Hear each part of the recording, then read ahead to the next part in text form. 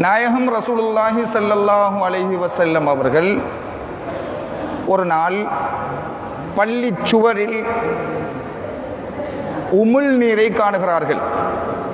யாரோ ஒருவர் தொழுகின்ற பொழுது அல்லது தொழுவிக்குகின்ற பொழுது இமாம் அல்லது மஅமூம் தங்களுடைய உமிழ் நீர் சளி என்று சொல்லுகின்ற அதை வெளிப்படுகின்ற சந்தர்ப்பத்தில் அவர் பள்ளி சுவரில் துப்பி விட்டு விடுகின்றார். இதனை நாயகம் ஸல்லல்லாஹு அலைஹி வஸல்லம் அவர்கள் அறிகின்றார்கள், காணுகிறார்கள். அவர்களுடைய முகத்தினுடைய பாவனை, முகத்தினுடைய தோற்றம் மாறுகிறது. பார்த்தால் அவர்கள் கோபமடைகின்றார்களோ என்று புரிகின்ற அளவுக்கு முகம் மாறுகிறது, கோபமடைகிறார்கள். ஸல்லல்லாஹு அலைஹி வஸல்லம் அவர்களே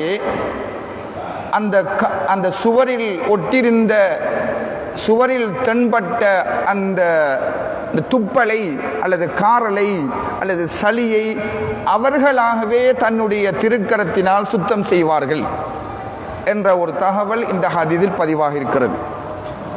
இதனூடாக நாம் பெறுகின்ற படிப்பினை என்னவென்றால், பள்ளி வாயில்களை, இறை இல்லங்களை நிர்வகிக்குகின்றவர்கள், அது தலைவர் முதல் இறுதி உறுப்பினர் வரை யாராக இருந்தாலும், பள்ளிக்கென்று அவர்கள் பள்ளி கடமைகளுக்கென்று யாரை யாரையெல்லாம் நியமித்திருந்தாலும் சரி அல்லது நியமிக்காமல் போனாலும் சரி, அவர்களுக்கென்று ஒரு உரிமை இருக்கிறது.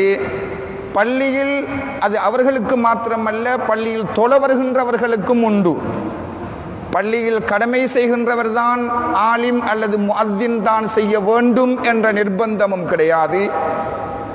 பள்ளியுடைய தலைவர் அல்லது நிர்வாகத்தினர்கள் தான் அதனை செய்ய வேண்டும், அவர்கள் என்ன செய்கின்றார்கள் என்று கேட்குகின்ற உரிமை தொழ வருகின்றவர்களுக்கும் கிடையாது. தொழ வருகின்ற மஅமூம்களும் பள்ளிவாசலில் காணப்படுகின்ற அசுத்தங்களை, நீக்கப்பட வேண்டிய விடயங்களை நீக்க வேண்டும். இது எல்லோரும் மீதும் உள்ள பொறுப்பு என்பதனை நாயகம் ஸல்லல்லாஹு அலைஹி வஸல்லம் அவர்கள் இந்த நபிமொழிகளின் மூலமாக எங்களுக்கு உணர்த்துவார்கள்.